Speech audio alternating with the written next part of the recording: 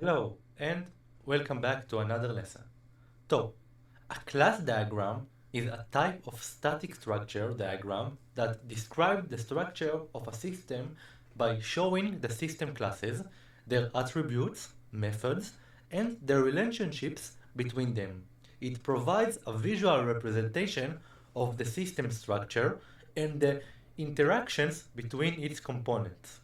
Now, let's go through each example of class diagram and explain them.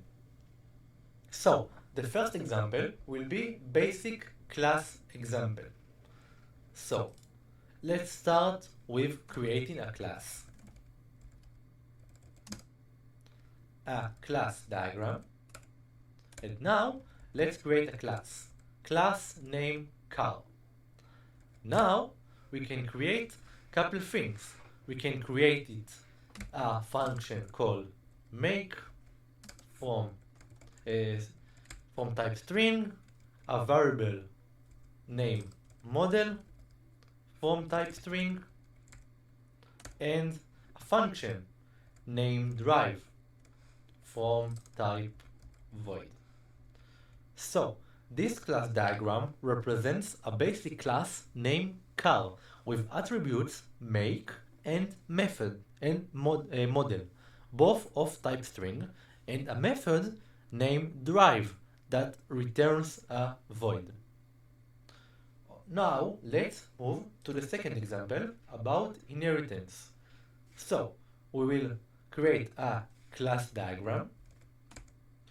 The first class will be vehicle. So vehicle will have a make from type string and a model from type string. After that, we can create a second class called car, and the car will have num doors from type int. Now, if we want to do the inheritance, we will need to write vehicle, and we will need to do the following arrow to car. So, in this example, we have two classes, vehicle and car. Car inheritance from vehicle indicated by the arrow, meaning that the car is a subclass of vehicle. Car has an additional attribute named numDoors of type string. Okay, now let's move to the association. So, we will create a class diagram. The first class will be student. Let's create an ID from type int and name from type string.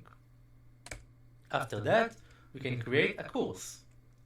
So we can create a class named course.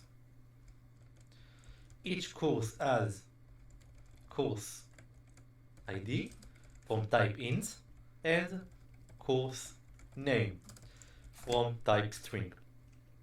After that, if we want to create association between the two, we will write student dash dash course. So here we have two classes, student and course.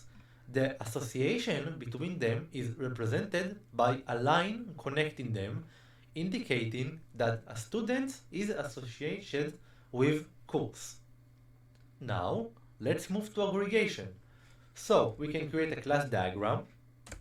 We will create a class name department. And will department have two things. It will have depth ID from type int and depth name from type string. After that, we can create a class named employee. So, employee will have two variables. It will have emp ID from type int and emp name from type string. Now, if we want to create aggregation between them, we can do the following thing. We can create a department And now we'll need the following letter, a line, and we can write employee. Now you can see the square between the department and the employee. Now let's move to composition. So we'll need to write the following thing: class diagram and a class named engine. So the engine will have serial number from type string, and that's all.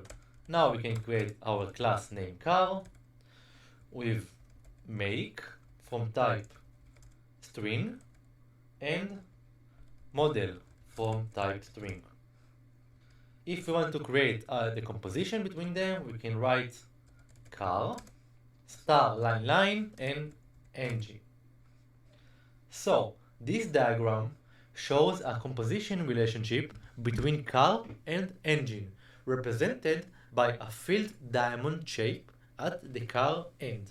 This means that the car is composed by one or more engine objects, and the existence of car is dependent on its engines. Now let's move to multiplicity. So we will write class diagram. We can create our first class library. It will have name from type string and location from type string. We can create our book. The book will be it will be class of book. We can create its title. Okay, we can create its title. And now we can create one-to-many between the library and the book. So we can write library one line and many to the book. So here we have a multiplicity orientation specifying that the one library can have many book objects indicated by one-to-many. So this is all for the lesson about class diagram. So as I said at the start, class diagram is more for the programmers that want to create classes and ERD elements before they start working. So when you want to planning your classes and the relationships between them, I will recommend you to work with class diagrams. Okay, I will see you at the next lecture. Bye bye.